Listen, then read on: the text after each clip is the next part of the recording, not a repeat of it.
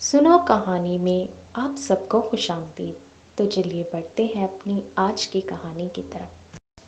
ایک دفعہ کا ذکر ہے کہ ایک ملک پر ایک بہت ہی ظالم بادشاہ حکومت کرتا تھا۔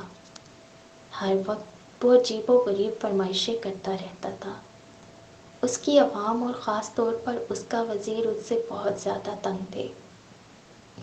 وزیر ایک نیک دل اور عقل مند انسان تھا، جس کی وجہ سے ملک کے حالات کافی بہتر تھے۔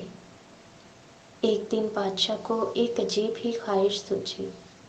اس نے اپنے وزیر کو حکم دیا، مجھے ایک ایسا محل بنا کر دو جس کی تعمیر اوپر سے نیچے کی طرف کی جائے، اور اگر وزیر 10 دن کے اندر وہ محل تعمیر نہ کروا سکا تو اس کا سر قلم کر دیا جائے گا۔ بیچارہ وزیر بہت پریشان ہوا کہ اب اسے کیا کرنا چاہیے۔ بہرحال جب وہ اپنے گھر پہنچا تو اس نے اپنی بیوی کو سارا قصہ سنایا۔ بیوی نے مشورہ دیا کہ تم اللہ کے حضور مدد طلب کرو۔ وزیر کو اپنی بیوی کا مشورہ بہت پسند آیا۔ اس نے وضو کیا اور 2 نفل حاجت کے پڑھے اور وہ پڑھتے ہوئے سو گیا۔ دعا کرتے کرتے اس کو نیند آ گئی۔ اس نے خواب میں دیکھا کہ وہ جنگل میں جا رہا ہے۔ اس کو کوئی چمکتی ہوئی چیز ملتی ہے جسے لے کر وہ بادشاہ کو دے دیتا ہے، اور بادشاہ اس سے وہ چیز لے کر بہت خوش ہوتا ہے۔ وزیر کو جب نیند سے جاگ آئی تو اس نے اپنی بیوی کو سارا خواب سنایا، تو بیوی نے فوراً کہا کہ تمہیں جنگل کی جانب جانا چاہیے، وہاں ضرور تمہیں کوئی مدد مل جائے گی۔ وزیر نے اگلے دن اپنا رخت سفر باندھا اور سفر کو نکل پڑا۔ وہ تھوڑا بہت آرام کرتا اور پھر سے چلنا شروع کر دیتا۔ چلتے چلتے اس کو 5 دن ہو گئے تھے۔ اس نے سوچا کہ چلو اب واپس چلتے ہیں، مجھے لگتا ہے اس مسئلے کا حل مجھے نہیں ملے گا۔ جب واپس مڑنے لگا تو اچانک اس کی نظر ایک خرگوش پر پڑی جو کسی شکنجے میں پھنسا ہوا تھا۔ نیک دل وزیر نے فوراً شکنجے سے خرگوش کو آزاد کرا دیا اور پھر واپس مڑنے ہی لگا تھا کہ اس کو ایک آواز آئی، اے نیک دل انسان، تمہارا بہت بہت شکریہ۔ وزیر حیرت سے پیچھے مڑ کر دیکھنے لگا۔ ایک چھوٹا سا بونا وہاں پر کھڑا تھا جو بول رہا تھا۔ وزیر کے پوچھنے پر اس نے بتایا کہ اس کو ایک جادوگر نے خرگوش بنا دیا تھا، اور شکنجہ کھولتے ہی وہ جادوگر کے اثر سے دوبارہ پھر سے بونا بن گیا۔ وزیر نے اسے اپنی مشکل بتائی تو بونے نے اسے اپنے ساتھ چلنے کو کہا۔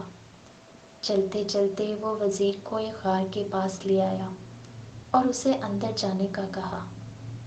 وزیر اندر چلا گیا تو اس نے دیکھا کہ اندر ایک بزرگ عبادت کر رہا ہے۔ اس نے انہیں سلام کیا اور اپنی مشکل بتائی۔ بزرگ مسکرائے اور اس سے کہا، بیٹا کوئی مسئلہ نہیں، اور ساتھ ہی وزیر کو ایک طوطا دیا۔ اس کو اپنے ساتھ لے جاؤ، یہ تمہاری مدد کرے گا۔ وزیر نے اس کا شکریہ ادا کیا اور واپس اپنے گھر چل دیا۔ اپنے گھر واپس پہنچ کر اس نے اپنی بیوی کو سارا ماجرا سنایا۔ اس کی بیوی وہ ماجرا سن کر بہت خوش ہوئی۔ اگلے دن وہ بادشاہ کے محل میں پہنچ گیا اور بادشاہ سے کہنے لگا، آپ میرے ساتھ چلیں اور دیکھیں میں کیسے اوپر سے نیچے کی طرف محل تعمیر کرتا ہوں۔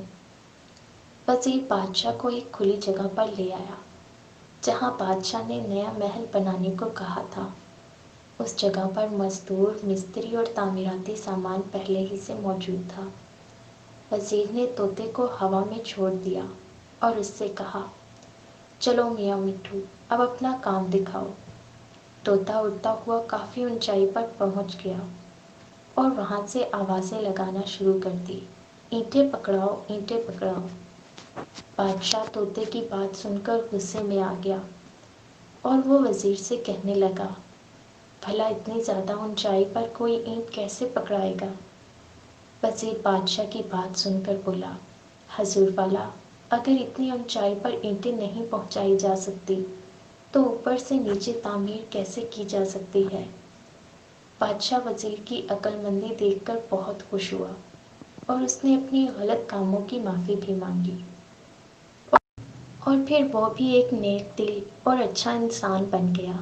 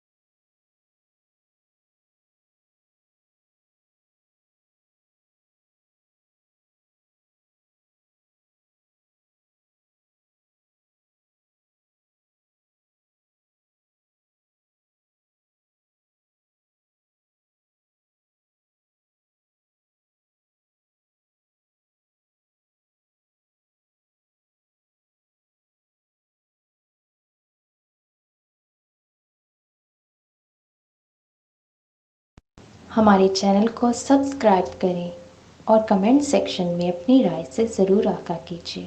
شکریہ۔